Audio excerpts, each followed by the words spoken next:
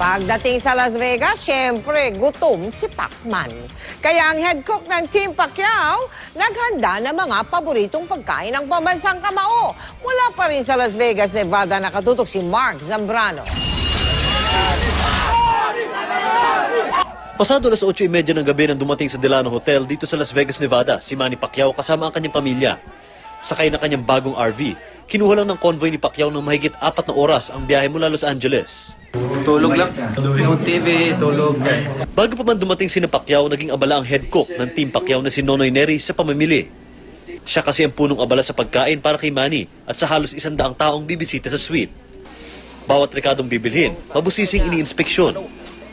Ipaghahanda niya si Pacquiao ng maya-maya, ang palayang gisado at syempre, sabaw ng tinola. Namili rin ng assistant ni Neri na si Michael Kakilala ng isdang pompano na paborito rin daw ni Manny. Mahigit 60 pounds ng karne rin ang binili nila at iba pang rekado. Lahat ng ito itinago mismo sa kusina ng Delano Hotel. Kaya nandito tayo ngayon sa kusina ng Delano Hotel. Kung makikita nyo, handang-handa na yung mga rekado sa raw ingredients para sa mga pagkain na ihahanda ni Chef Nonoy Neri para sa lahat ng bisita at para sa ating pambansang kamao pagdating niya dito sa Las Vegas, Nevada. Kanina nag-shopping tayo at yan na lahat yun. Kung titingnan nyo, maraming bag pero napakaraming pagkain yan. Karne, gulay, sariwang isda at lahat ng rekado para sa lahat ng paborito ng ating pambansang kamao.